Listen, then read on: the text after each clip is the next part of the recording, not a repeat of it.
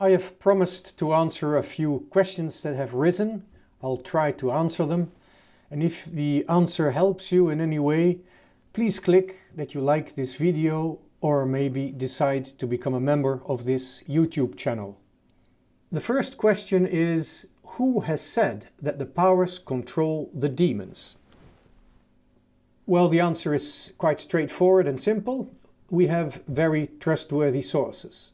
The first source is Pseudo-Dionysius, the great mystic of the 4th or 5th century of our era, who wrote actually the first elaborate treatise on the angels. And the other source, very trustworthy of course, is St. Thomas of Aquin. They say the order of the powers control the demons. Now you should always remember that in fact, of course, all the angels are involved in the battle against demons on behalf of God and on behalf of His Christ, but the powers are in a particular way. They control the demons. That means that the demons shall never attack more than we can bear. They shall never escape from the control of God. The second question is, why then pray Archangel Saint Michael? Well, the answer is simple and straightforward again. Saint Michael is in charge, as he is an archangel, of the community that was formed by Christ, that was founded by Christ in his sacrifice of the cross. Saint Michael is in charge of the church. So when there are attacks against us because we are members of the church, when those attacks do arrive, never exceeding God's providence, we are called to answer them and to defend ourselves in the name of Christ and to defend the church in the name of Christ. And the archangels, which means also Saint Michael, have a special task in protecting the church. And that's why we pray Saint Michael. The third question is, how is the apocalypse related to the prophetic visions of the Old Testament? I find it quite frustrating that most commentators of the Revelation of St. John always refer to the Old Testament as if the Old Testament explains the New Testament. They look for relationships between prophecies of, for example, Daniel or Ezekiel, and it's true, those visions are very spectacular. In a way, they are more spectacular than the apocalypse itself, and they go back to Daniel and Ezekiel to explain the apocalypse. They say, oh, well, look, it's here, look, it's there, you can refer this to that. But they don't really penetrate into the deeper meaning of the apocalypse. Because in fact, they make the mistake. You don't explain the New Testament by the Old Testament. It confirms certain things.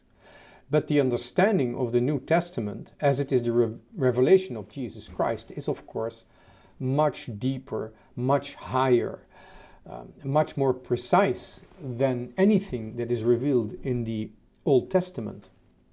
And so we should not try to explain the apocalypse with the Old Testament, but the other way around. We should try to understand from all the wisdom that we can find in the church, understand the apocalypse of St. John, and then, having understood it, we might understand better the visions of the Old Testament. It's the revelation of St. John that sheds a new light on the visions of, for example, Ezekiel, the prophet Ezekiel, and Daniel, and not the other way around. The fourth and final question is, what is the meaning of numbers?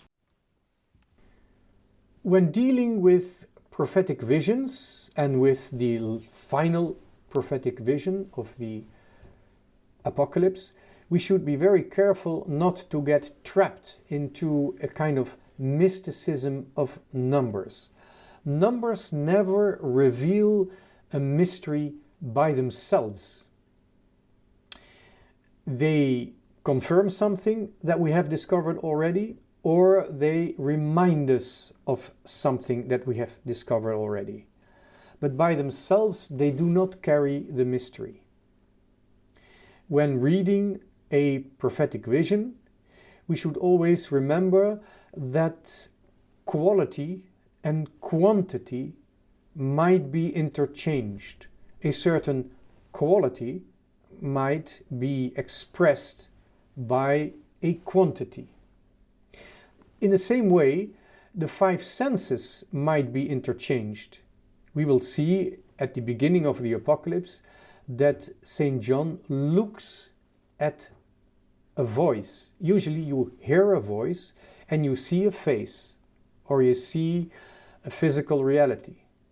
But in the Apocalypse of St. John, and this phenomena actually happens quite often in the vision of the Apocalypse, the seeing and the hearing are interchanged, and that's just done to open our minds and our hearts for the mystery that is expressed in this vision.